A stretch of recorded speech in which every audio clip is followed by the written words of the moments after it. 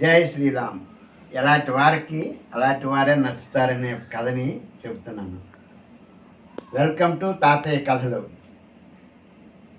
ఒకానొక మహారణ్యంలోని, అరణ్యం అంటే తెలుసు కదా, పెద్ద అడవి.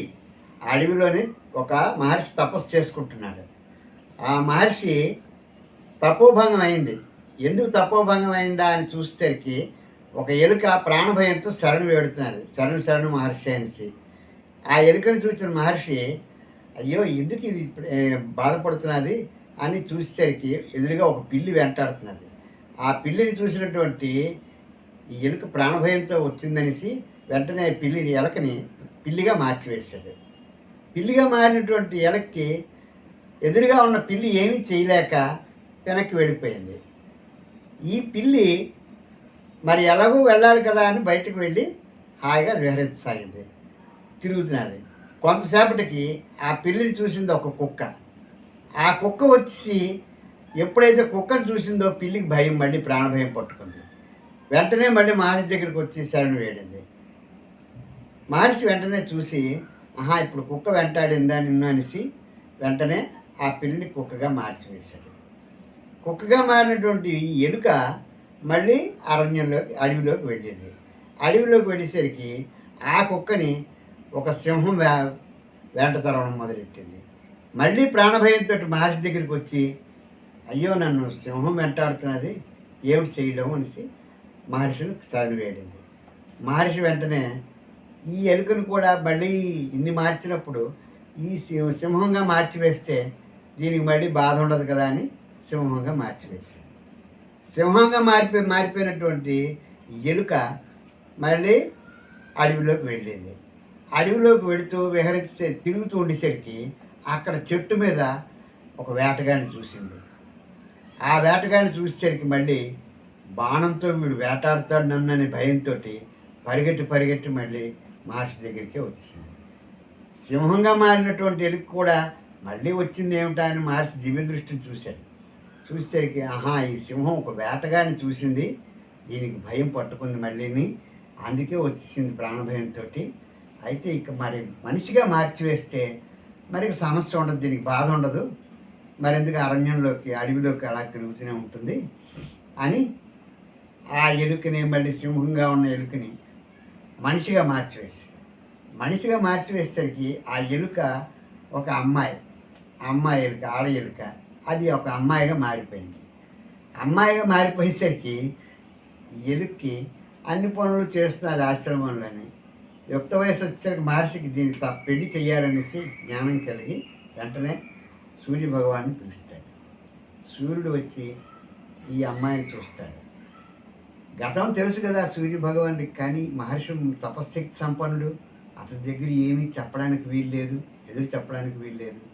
కానీ వినయంతో మహర్షి, ఈ అమ్మాయికి నేను నచ్చితే నేను చేసుకుంటాను, మీరు అమ్మాయితోటి ఒకసారి అడగండి అంటాడు. అలాగే అడుగుతానని అమ్మాయిని అడిగితే, సూర్యభగవానుడా, సూర్యుని కన్నా బలవంతుడు నేను చేసుకుంటాను తండ్రి అంటుంది.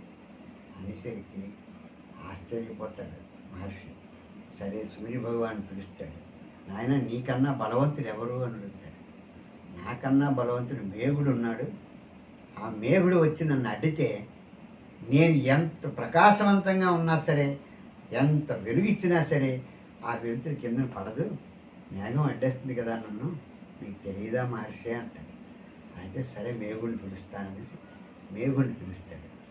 మేఘుడు వచ్చి సూర్యుడిలా ఎలాగైతే అడిగాడో అలాగే మహర్షిని చెప్పడం మొదలెట్టాడు.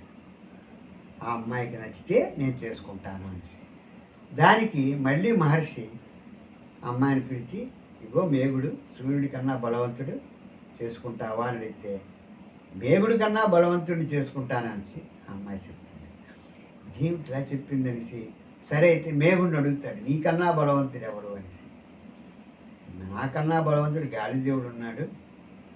గాలిదేవుడు నన్ను ఎక్కడ వెళితే అక్కడికి విసిరేస్తుంటాడు. ఆ గాలిదేవుడు వల్ల నేను ఇబ్బందే నాకు, అందుచేత నాకన్నా బలవంతుడు గాలిదేవుడే, ఆ గాలి శక్తికి ముందు నా శక్తి పనికిరాదని చెప్పాడు. అనేసరికి మహర్షికి మళ్ళీ వచ్చి, అయితే గాలిదేవుడిని పిలుస్తానని గాలిదేవుడిని పిలుస్తాడు. గాలిదేవుడిని పిలిచి, ఆయన ఈ అమ్మాయిని వివాహం చేసుకో అంటే, మహర్షి మీరు చెప్పినట్టు చేస్తాను, అమ్మాయికి నేను నచ్చితే నాకు అభ్యంతరం లేదు అని చెప్తాడు. అమ్మాయిని పిలిచి అడిగితే గాలిదేవుడి కన్నా బలవంతుడిని చేసుకుంటానన్నాడు. మళ్ళీ ఇదే మాట ఏమిటి, గాలిదేవుడి కన్నా బలవంతుడు ఉన్నాడా అని మహర్షికి మళ్ళీ ఆశ్చర్యమయ్యి గాలిదేవుడిని అడుగుతాడు, నీకన్నా బలవంతుడు ఎవరు అనేసి.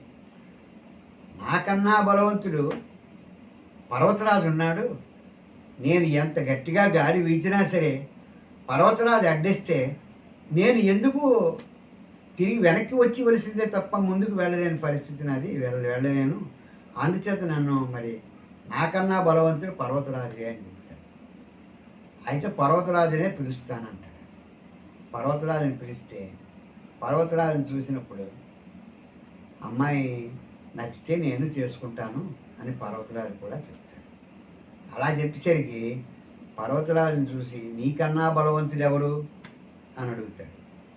అంటే నాకన్నా బలవంతుడు నా పర్వతాన్ని తొలిచి వేసేస్తున్నాడు రోజును మీకు, అందులో ఒక పెద్ద ఎలుక ఉంది, ఆ ఎలుకే నన్ను కూడా ఇబ్బంది పెడుతున్నది, నాకన్నా బలవంతుడు ఎంత రాతితో ఉన్నా సరే నన్ను తొలిచివేస్తున్నది అని చెప్తాడు. తొలిచివేయడం అంటే ఏమిటి, కన్నాలు పెట్టేస్తున్నది అనేసి. ఈ కన్నాలు పెట్టడం ఏమిటి, ఎవరా అని చూసేసరికి ఒక పెద్ద ఎలక ఉంటుంది అక్కడ.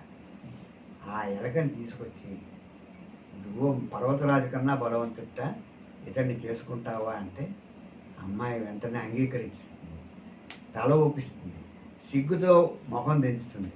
ఇది చూసిన మహర్షి, ఆహా, గత జన్మలోని మొదటి జన్మ అయినా ఈ జన్మైనా ఈమె యొక్క మా జన్మలో ఎలుక కదా, ఎలుకని చూసి మోహించింది, ఎలుకనే ఇష్టపడింది.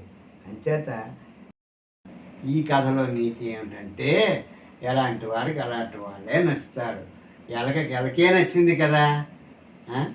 ఈ కథలోని మరి మంచి మనసుతో ఉంటే మనకు మంచి మనసుతో ఉన్నవాళ్ళే స్నేహితులుగా ఉంటారు, మంచి వాళ్ళతోటే స్నేహం చేస్తాం.